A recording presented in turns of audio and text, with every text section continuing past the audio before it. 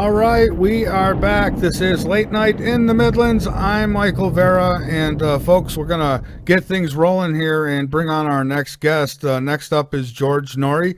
He's the author, he's an author, TV personality, and host of the nationally syndicated program Coast to Coast AM. And says if he weren't a national radio talk show host, he'd be in politics. Heard by millions of listeners, Coast to Coast AM airs on approximately 600 stations in the United States, Canada, Mexico, and Guam. And he is so kind to take time out to be with us here tonight. So I do believe we have him on the line. George, is that you? Michael, it is, and I'm glad to be on your program. Looking forward to this. Well, thank you, George. It's great to have you back. The last time I had spoke with you, I think it was in 2010. I was with we spoke about the BP oil spill and what right. Yeah, what a disaster that was. My gosh, 7 years gone by that fast already? It has. It's flown by. So let me ask you, so would you really want to get in politics if you did not end up where you are now? I don't know. It's a little shaky. It was kind of interesting. I kind of threw that out when I was being interviewed some time ago, and I would have dabbled in it. It's intriguing to me to be able to do things to help people. I mean, I'm into this to help people, Michael. And I would have done that politically had I not gone down the path I'm in now. And, of course, I love the path I'm on. So we don't have to worry about me running for any office at this time. I don't know if it'd be safe to run for any office these days. If they don't like you, they let you know, don't they? Oh, they do. I tell you what, though, I would not be tweet happy, so we don't have to worry about that. Yeah. So George, you've done it all: books, radio, TV. Talk a little bit about when this journey started for you, and did you ever imagine it would go as well as it has? When I was a little boy, Michael, I wanted to get into broadcasting, but I wanted to get into broadcasting to do unusual stories because thanks to my mom, I was into UFOs and ghosts and all these things, and I wanted to do that. So I started gearing myself up for that at a very young age. I went to the University of Detroit. My dad wanted me to become a dentist because all our family members, my cousins, they were all dentists and specialists. And he said, George, it's a great profession. I'm paying for most of your college. That's what I want you to do. And in those days, you know what? If your dad said jump, you jumped. And so I went into a pre-dental school, Michael, for a couple of years at the University of Detroit. But my love was always broadcasting. And I found out that they had a college television station, they had a little radio station, and then I had a couple friends who were in broadcasting curriculum at the school, and they said, you ought to switch your major. And I went down there and I talked to it was a Jesuit-run school, college, and the priest said, you'd love this, and you're a natural for this. So I switched my major. My dad got the report card about a month later, and he said, George, there's a mistake. And I said, what do you mean, Dad? He said, well, some guy is getting great grades in broadcasting, but I've got the wrong report card. And I said, no, Dad, I switched majors. He wouldn't talk to me, Michael, for 2 months. 2 months. So I stayed in it. I stayed in broadcasting. Then at the age of 19, while I was still going to school, a friend of mine was working at a television station, needed to go home for Christmas in Cleveland, and they wouldn't let him go unless he found somebody to back him up. He was just a production assistant. And he said, would you do this for me for a couple of weeks? And I said, sure. So I worked at a TV station in Detroit at 19, and when he came back, everybody went to the news director and said, don't get rid of George. Keep them both. He's doing a great job. And that started my career at that age. And then at 21, I was a radio reporter. At 24, I was a television producer. At 28, I was a television executive news producer. Then I became a news director a year after that, and then went into public relations and owned some businesses. Missed broadcasting, and I was watching the television, the movie Talk Radio with Eric Bogosian, where he played the part of the actual Denver talk show host Alan Berg, who was killed by some neo-Nazis. And I said, you know what? I want to get into talk radio. It's one thing I've never done. So in 1996, after being in television and radio and doing all these things, I got into talk radio at a station in St. Louis. And about a year later, another station in St. Louis heard me, and they said, look, do you want to be the late night talk show host for us? And I went, yeah, why not? And I went for virtually no money, and I started doing that show. And a year or two later, I get a call from the network, this network, and they said, look, we've heard what you do. We like what you do. Would you like to fill in on Coast to Coast? And I said, absolutely. And that is what started this entire evolution. And how great is it being the host of Coast to Coast? I mean, with all the reach that you guys have, I mean, all the people you connect with, it's got to be something. I love it, Michael. I love it every day. When I'm in Los Angeles, I split my time between St. Louis and L.A., but when I'm in L.A., I'm in the office from 12 o'clock to 2 o'clock in the afternoon until 2 in the morning, Monday through Friday. I do the first Sunday of every month. I like it. It's not work for me. It's enjoyable. It's fun. It's entertaining. And I just love dealing with the kind of guests that you've dealt with, that I've dealt with, and the open line phone calls. And, I pinch myself every day. I'd say it was just a great opportunity, and I was in the right place at the right time. I tell my listeners there's a big puzzle that I'm trying to put together, and one of the reasons I do this is some selfish reasons too. It's because I want answers. I want to know the truth too. So every guest, I get a little piece from each guest that comes on, and I put a puzzle together. I don't know if I'll ever finish it, but that's the way I look at it. And you're right, it's a lot of work for somebody if they don't like what they're doing. It sure is. Yeah. So how many stations you guys on now? What, 600? Over 600. We're now at 615, Michael, in North America. That includes Canada, of course. And that keeps growing and growing. And, in an era where everybody says radio's dead, it'll never be the same, we don't see that happening with this program. It continues to get bigger and bigger and bigger.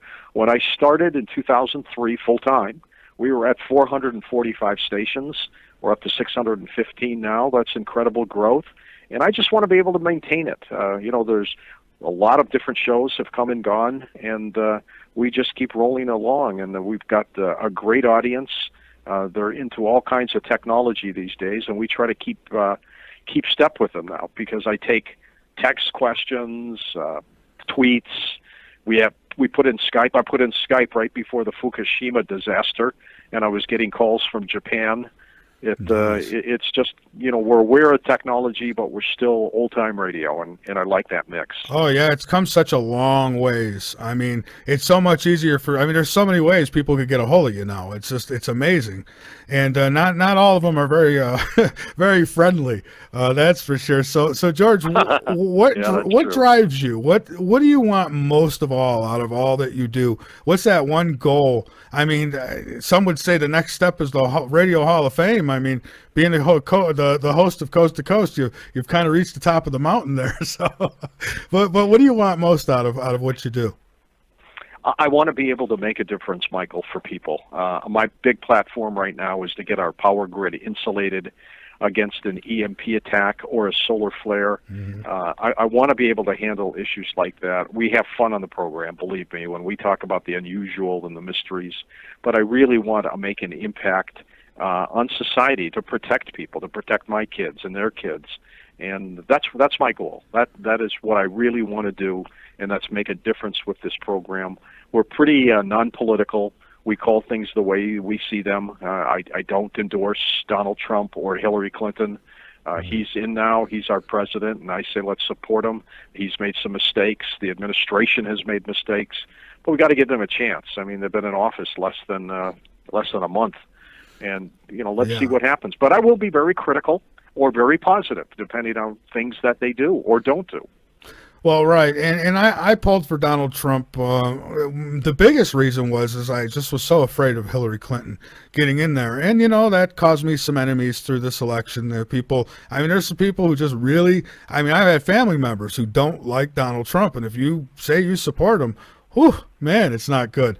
But and with the media now, since you've started in all of this, the media has changed a whole lot, and the relationship between the media and the people, it's gotten quite shaky to the point where the president uses Twitter, to reach the people. So, do you see that relationship being repaired at some point in the future, or do you think it's forever changed? Well, it can be repaired. I'm not sure his will be repaired, but future candidates and stuff, I think, may learn from this. I think he overtweets. He needs to be a little more presidential. He's got some great ideas. He's got some other ideas that I'm not supportive of.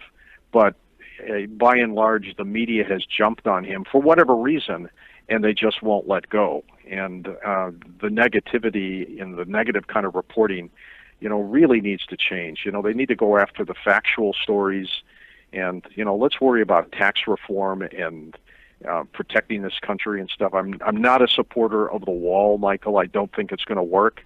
I think it's going to be a waste of money. I would rather we hire more border patrol guards and put them along the border and catch people that way. Yeah. But the media overall right now is just obsessed with what he's doing, and they got to get away from that. They got to start reporting on issues that affect us, and stop worrying about the intricacies of what's happening. I mean, this Michael Flynn thing. The guy was going to be the NSA director.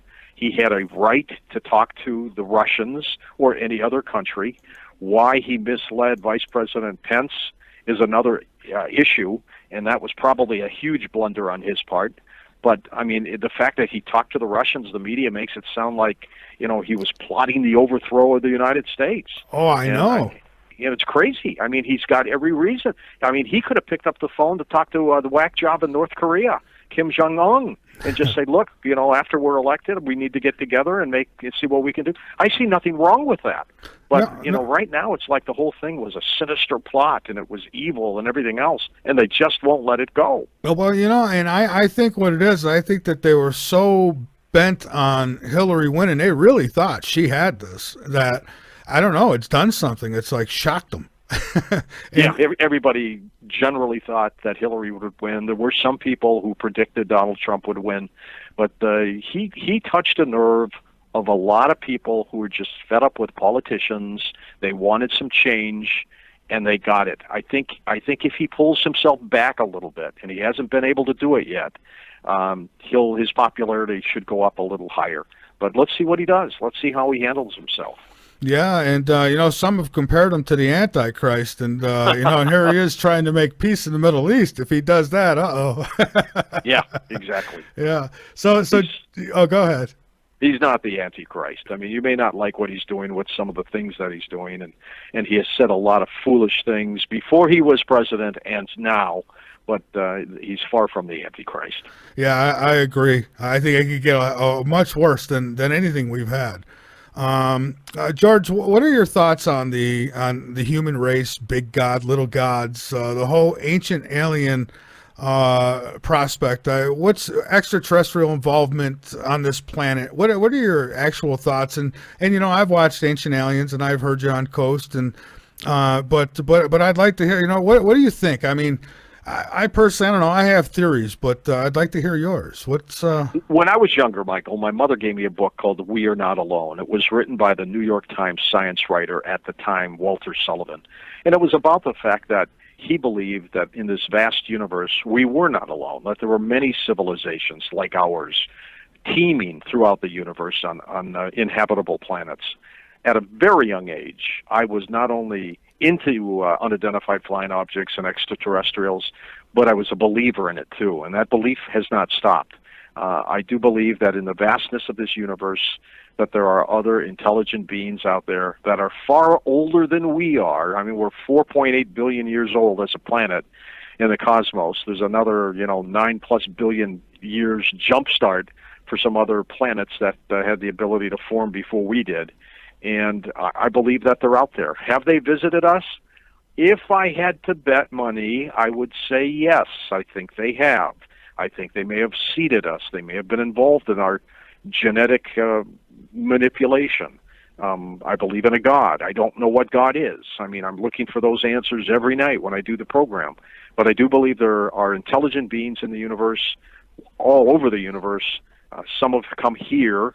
And, maybe one day we'll have that official meeting publicly and everybody can realize once and for all, hey, these things really do exist. Yeah, absolutely. Now, I've recently, after talking to a few guests, especially some guests based on Mars, some of the stuff they've told me about Mars, I got to thinking, when you look at the Bible and you look at Revelations and, all the destruction and stuff that it talks about, I sometimes wonder if you read that book from back to front, and you kind of place it on Mars, it's almost like it tells a more accurate story of the destruction of Mars and our arrival here on Earth. And I wonder, I mean, is that crazy to think that way? Do you think there's a connection there? No, it's not crazy to think that at all. I mean, I have always thought that possibility exists too, that something catastrophic obviously happened to Mars, and if it were an inhabited planet, did they have the kind of technology to get in a craft and come to this country, come to this planet, and start all over again? I mean, that's possible. I don't think you can rule that out. We could very well be the Martians. And it's interesting that Cairo means Mars, and then you look at the pyramids and all that. It's possible. It's possible that the Atlanteans were Martians. I can't rule that out either. Yeah, it is possible, you know. And you look, I've seen photos. Some have shown me photos of what looks like pyramids on the Mars, on the planet Mars, and if that's the case, then I mean we have pyramids here on Earth, and I think there's your connection. Oh yeah, it's fascinating to look at it. And what's even more fascinating, Michael, is just to let your mind wander and think of all these different possibilities too. And that's the fun for me of doing Coast to Coast, when you get guests on who have their own thoughts and their own theories about what it is and what it could be, and then you put in your own. You know, that's neat. It's well worth doing. It is. I mean, it's the greatest job on earth if you like what you're doing, and you know, I don't see how anyone could. If you want answers, doing what you do is exactly where you want to be. I mean, 'cause look at all the people you speak with. I mean, you know, it's you get little hints here and there of what might be. Now, another thing that you discuss a lot of is the paranormal phenomena, and I'd love to pick your brain a little bit about life after death. You know, how real do you think that is? And do you think we'll ever be able to speak with our dear departed without maybe a psychic or something like that, maybe technology, and we'll finally be able to connect? I wrote a book with Rosemary Ellen Guiley called Talking to the Dead, and it was about the possibilities of doing exactly what you just said, and that is with technology to be able to communicate with the other side, what's out there. I do believe that we exist after we die, that there is something else there. This entire universe is so complicated. To think otherwise, I think, would be a mistake. There's something there. We don't know exactly what it is or how it works or why it functions. Heck, we can't even get a good explanation for the Big Bang and how something started from nothing. But I do believe that when we leave our physical bodies, we go to another plane of existence, call it heaven, call it hell, whatever it might be, and we're there. Now, we may get reincarnated. I think that happens as well. But there's something else out there that is part of this universe. It's not unusual. It's not supernatural. It's very natural. We just don't get it yet. We don't understand how it all works. I see. I got a question from one of our listeners. Says, has any of your guests really ever shocked you, or have you heard it all? I've just about heard it all, but I had a guest on years ago. He has passed on since. His name was Benjamin Krem, and he claimed to represent a fellow by the name of the Maitreya that a lot of people felt to be the Antichrist. And when Benjamin was on the program, I started getting emails and messages from people who said, please get him off the air. I'm getting physically sick. I thought it was ludicrous. But the more I talked to the guy, something was strange about him, Michael. I started getting sick on the air. I've never been sick on the air, but it was almost to the point where I thought, oh my God, I don't know if I'm going to be able to continue this program. So I politely ended the interview early, and all of a sudden I felt better, and I got emails from those people who didn't feel good that they were feeling better. There was something weird about that. I would have to categorize him as my strangest interview. Wow, that's something. Now I've had guests in the past, especially in the early going, who didn't make me feel too good, but, but I don't know if it's ever gotten that bad, becoming ill, but interesting. So the other side. Now I've had my own experience with the other side, actually a couple times. The first encounter I had, well, it was wonderful. I mean, but the second one, not so much. So I guess my question is what do you think about evil lurking on the other side? What is it? I mean, is it demonic like some religious folks might call it, or is it just bad people still doing bad things? Maybe a combination of both, Michael. I do believe evil exists. It's out there. seems to seek itself throughout all kinds of crevices of human existence, but it's there. Whether it's demonic or it's just human beings who are just evil, I don't know. But evil exists. It's there, and we got to continue to battle it on a regular basis. I've always believed that good wins out in the long run over evil, but there are many times evil wins for the moment, and I think it's there. I think the devil exists, and there are a lot of people who get possessed or get taken over by some of these demonic forces because they're doing some things that are absolutely horrendous to other human beings, and it just is illogical for me to accept the fact that they were born that way. Absolutely. George, we've got to take a quick break here, and then we'll come back and finish up. So hang on there with me for just a moment. Folks, I've got George Noory on the line with me. He's going to be with me for a little longer. So if you've got any questions that you want to pass along to Katie, she'll pass them along to me, and I'll certainly ask. And with that, we're going to take this break, and we'll be back. This is Late Night in the Midlands. I'm Michael Vera, and we'll be returning in just a few minutes. Don't go away. I wanted to ask you about Roswell. I just had Courtney Brown on the hour before you, and they had just done a new project on remote viewing what happened during the Roswell incident. So he thought I should ask you your thoughts on Roswell, so I will.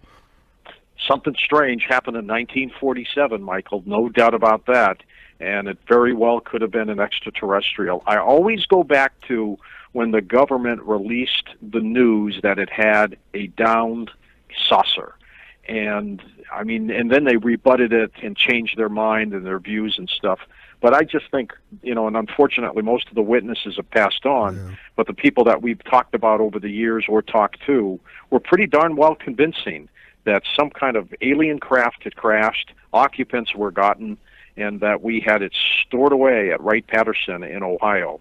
So I think something like that really did happen. I don't think it was a balloon or a test or anything like that. I think it was much more significant, and I think an alien craft did crash at Roswell back in 47. And some claim that there was two crashes. Now, what do you think about that? I mean, do you think that they kind of held up the real crash with a fake one, or was there actually two crashes? There could have been two crashes, not too far from each other. I've always wondered, gosh, they had the ability to get here from God knows where. How could they crash here? How could this stuff happen? And some people have theorized that they wanted us to have remnants of the craft, to be able to learn it for technology. That's an interesting theory, but for some reason, these craft, once they enter the atmosphere, they have a problem functioning. I think they came from motherships that were much bigger, circling the planet, and then they came down as smaller craft, but something happened to them technologically. I don't know what it was, but some say it was a storm, some say it was radar, who knows, but they crashed. Well, yeah, and somebody had mentioned maybe some type of technology that took them down, and Courtney made a good point that in 1947, how far advanced was technology to take something like that down? Probably not that good, right? Right. I don't think we had that kind of technology to beam at them or anything else. They either crashed between each other or something happened. They had a malfunction, but I don't think it was us. I don't think we brought it down. All right. And what's your thoughts on Nibiru? You've done enough shows on that where I feel like you might have a good handle on it. Are you packing up and running to the mountains or what? I'm gonna wait and let it come to me. But no, not packing up. But I do believe there's an extra planet in the solar system that some call Nibiru. I believe the work of the late Zecharia Sitchin when he wrote about the Anunnaki coming from that planet, coming here to mine for gold because they needed to sprinkle it up in their atmosphere. It's a compelling story, and he's done a great job investigating it. But yes, I do believe there's an extra planet in the solar system. It may very well be inhabited, and the story that was researched by Zecharia Sitchin seems to be, as far as I'm concerned, and even though there have been some people who have shot him down, but to me, it seems to be a logical explanation about past civilizations on this planet that may have come from another planetary system. Yeah, absolutely. And I think you are aware of this because I think I heard one of your guests on your show recently in the last week talk about this, where there's two stars are supposed to have collided in deep space. and they say that I don't know, in 2022 we'll see what looks like a new star in an area of our sky that's never been there before, and they claim that it's going to be light coming from this collision. And I wonder if they're not trying to prepare people for what they might see in the sky related to maybe a dwarf star or a planet X or something like that. That's a possibility. I mean, for some reason, governments don't want to disclose to us an ET presence or just about anything unusual that's happening out there in the universe and out there in space. And in this particular case, I think it would be an amazing scientific discovery to see the light from two stars that collapsed and crashed into each other. But I think amateur astronomers are going to tell us things too. And that, to me, is our saving grace. They're the ones that see these asteroids before, most real astronomers see them. The amateurs do. And they're the ones that are going to tell us, hey, something's going on. We see this extra planet or whatever's happening. We're going to get noticed and notification from them. Well, that's my thoughts too, and I've had people who've come on this show and told me no, they're silencing all of them, and I just, this planet's pretty big, and there's a lot of amateur astronomers out there, and I just don't see how you could shut them all up. But then they'll tell me, well, some of them are coming out and talking, and you're calling them conspiracy theorists. So, but I don't know. I'm kind of weary about YouTube and Google Images and things like that. And so I'm looking for real solid evidence. And for me, nobody's actually given me solid evidence that I need to worry about it tomorrow or anything. So. It's going to be a great moment when all these unfold, but it just takes one solid astronomer to get the information out to us. Even if they can muffle everyone else, it just takes that one, and I'm counting on that. Well, you'll probably be the place where that happens. They'll put. I could very well be the announcement. Somebody asked me, what would you do if ETs came to you and they wanted you to break the story? I would say, of course, gladly, we'll do it. That's what we're here for. Yeah, and that was brought to me before too. And so well, what if your family was threatened? I think for me, no matter what, I think it'd be my duty. I'd have to put it out there, no matter what. I don't know. I would even tell them my family's been threatened. I would go public with something like that. You'd have to, while I hide them, of course. Well, yeah, and you need to, because I see people all the time. They say, "Oh, I've got this damaging information, but I'll release it on Monday." It's like, no, you better do it now, because you might not be here Monday. What about the flat Earth? Now, I've not covered that one yet. I've had people who've wanted to come on about it. I don't know. I feel like I'm going backwards if I cover that. What's your thoughts on that? I've covered it. They have some interesting arguments, but I'm convinced that we live on a round planet. I've seen pictures from space. They're not faked. I believe the astronauts that have taken the pictures, this planet and all the other planets in the solar system are shaped the same way. We don't have a flat Earth. Be compelling, be interesting. It looks flat, of course, but it's not. It's round. All right, and we've got another question here from a listener who wants to know what your thoughts are on our future. I mean, 5 years from now, do you think we'll get that far? What's your thoughts with the way things are going politically and every other way? Does it look good, or does it get worse before it gets better? I think it's exactly what you just said. I think it's going to get worse before it gets better. We're going to win in the long run. I think we're going to be okay, but it's going to be one heck, Michael, of a bumpy road to get there. There was an old German back in 1830s. His name was Stormberger, and he made predictions that were absolutely uncanny. He predicted the automobile. He predicted the railroads. He predicted World War I, World War II, and he does predict a World War III done with weapons, he said, that will kill more people in a day than all past wars. And keep in mind, he said this in 1830. Nothing had happened then. And he's predicting a third world war, which is coming up based on his timeline very, very soon. Wow, yeah, and and you talk to people like that, and it really gets you thinking. I mean, because we do have, technology today that would wipe out, the whole world. I think we could pretty much wipe out with what the weapons we've got. Probably. If the Russians, the Chinese, and us, if we all launched everything we have all over the place, we'd destroy this planet. We really would, and that's the tragedy of all this. Yeah, absolutely. Now, someone else asked for your thoughts on geoengineering chemtrails. What are your thoughts on that? I've actually sent a couple letters to the White House, in care of Trump to see if he seems to like he'll tweet about anything. So I thought maybe I'd hit him with that and see if he'd look into it. But I haven't heard nothing back. What's your thoughts on the geoengineering? Do you I think? do think they're spraying. I think they're spraying weather modification chemicals up there. The Chinese have already admitted they have the ability to do that. I think that's what they're doing. I don't think they're, putting Prozac in the air to dumb us down or anything like that. But I do think they're spraying chemicals to control the weather. And I think that also explains the bizarre behavior of the weather patterns around this country. But that's what I think's happening. They've been doing it for a long time, and they're still going to do it. Whether they're doing it because of warfare or because of droughts, I don't know, but they're doing it. All right, and now someone wants to know what happened with Richard Hoagland. How come he's not on Coast to Coast anymore? I think Richard's been a great guest on the program.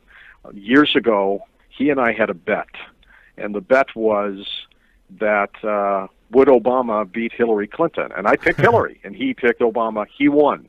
The deal was I would let him do one show under our auspices. And so he started working on that. We picked a date.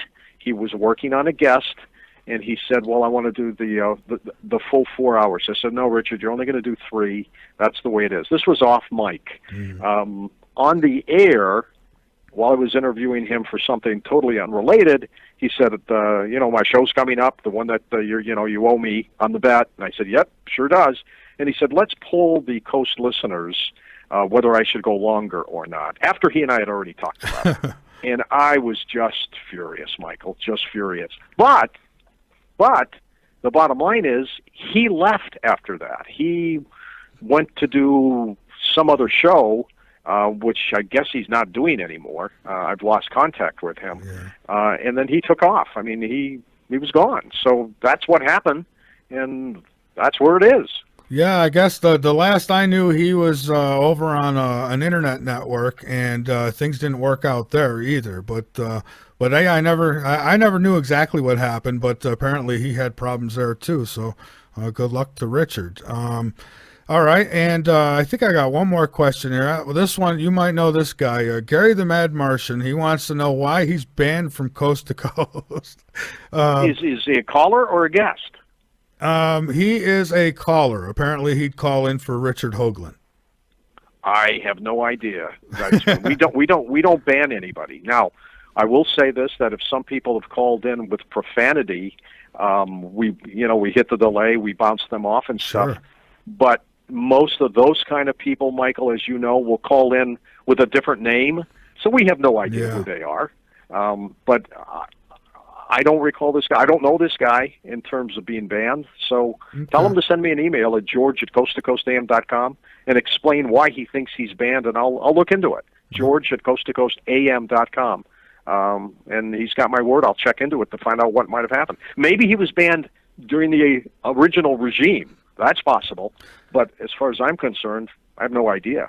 Well, I know he's called into my show before, and he gets pretty emotional and pretty, maybe just a little much where, producers might say, hey, we got to cut the cord on this guy, but I don't know. Does he get profane, or is he okay as a caller? No, well, it depends who you ask, I think. He does, not cursing, but he gets pretty loud.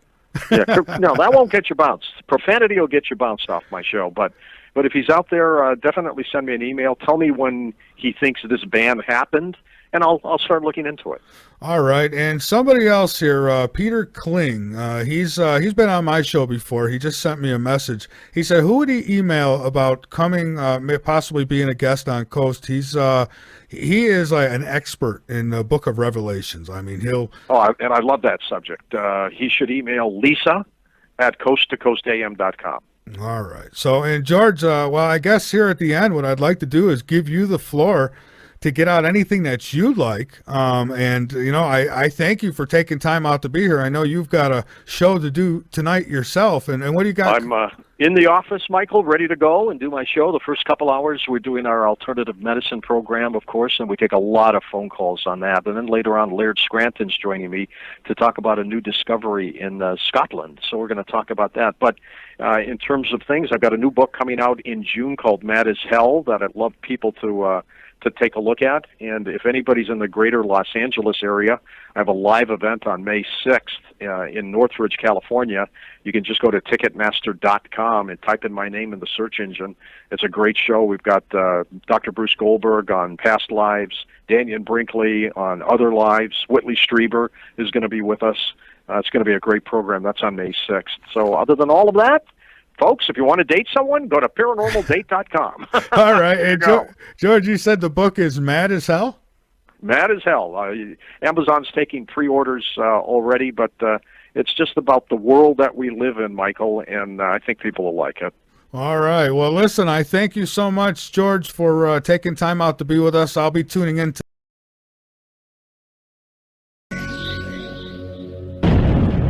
All right, we are back. This is Late Night in the Midlands. I'm Michael Vera, and folks, we're going to get things rolling here and bring on our next guest. Next up is George Noory. He's the author, he's an author, TV personality, and host of the nationally syndicated program Coast to Coast AM.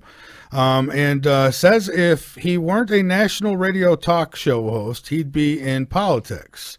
Heard by millions of listeners, Coast to Coast AM airs on approximately 600 stations in the United States, Canada, Mexico, and Guam. And he is so kind to take time out to be with us here tonight. So I do believe we have him on the line. George, is that you? Michael, it is, and I'm glad to be on your program. Looking forward to this. Well, thank you, George. It's great to have you back. The last time I had spoke with you, I think it was in 2010. I was with we spoke about the BP oil spill and what That's right. Yeah, what a disaster that was. My gosh, 7 years gone by that fast already? It has. It's flown by. So let me ask you, so would you really want to get in politics if you did not end up where you are now? I don't know. It's a little shaky. It was kind of interesting. I kind of threw that out when I was being interviewed some time ago, and I would have dabbled in it. It's intriguing to me to be able to do things to help people. I mean, I'm into this to help people, Michael. And I would have done that politically had I not gone down the path I'm in now. And, of course, I'd love the path I'm on. So we don't have to worry about me running for any office at this time. I don't know if it'd be safe to run for any office these days. If they don't like you, they let you know, don't they? Oh, they do. I tell you what, though, I would not be tweet happy, so we don't have to worry about that. Yeah. So George, you've done it all: books, radio, TV. Talk a little bit about when this journey started for you, and did you ever imagine it would go as well as it has? When I was a little boy, Michael, I wanted to get into broadcasting, but I wanted to get into broadcasting to do unusual stories because I was, thanks to my mom, I was into UFOs and ghosts and all these things, and I wanted to do that. So I started gearing myself up for that at a very young age. I went to the University of Detroit. My dad wanted me to become a dentist because all our family members, my cousins, they were all dentists and specialists. And he said, George, it's a great profession. I'm paying for most of your college. That's what I want you to do. And in those days, you know what? If your dad said jump, you jumped. And so I went into a pre-dental school, Michael, for a couple of years at the University of Detroit. But my love was always broadcasting. And I found out that they had a college television station, they had a little radio station, and then I had a couple friends who were in broadcasting curriculum at the school, and they said, you ought to switch your major. And I went down there and I talked to it was a Jesuit-run school, college, and the priest said, you'd love this, and you're a natural for this. So I switched my major. My dad got the report card about a month later, and he said, George, there's a mistake. And I said, what do you mean, Dad? He said, well, some guy is getting great grades in broadcasting, but I've got the wrong report card. And I said, no, Dad, I switched majors. He wouldn't talk to me, Michael, for 2 months. 2 months. So I stayed in it. I stayed in broadcasting. Then at the age of 19, while I was still going to school, a friend of mine was working at a television station, needed to go home for Christmas in Cleveland, and they wouldn't let him go unless he found somebody to back him up. He was just a production assistant.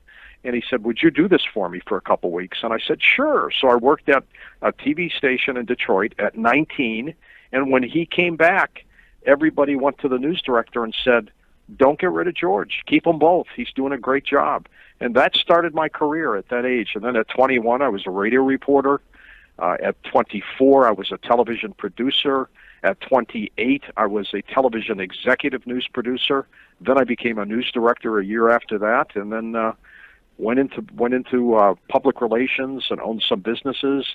Missed broadcasting, and I was watching the television, the movie Talk Radio with Eric Bogosian, where he played the part of the actual Denver talk show host Alan Berg, who was killed by some neo-Nazis. And I said, you know what? I want to get into talk radio. It's one thing I've never done. So in 1996, after being in television and radio and doing all these things, I got into talk radio at a station in St. Louis. And about a year later, another station in St. Louis heard me, and they said, look, do you want to be the late night talk show host for us? And I went, yeah, why not? And I went for virtually no money, and I started doing that show. And a year or two later, I get a call from the network, this network, and they said, look, we've heard what you do. We like what you do. Would you like to fill in on Coast to Coast? And I said, absolutely. And that is what started this entire evolution. And how great is it being the host of Coast to Coast? I mean,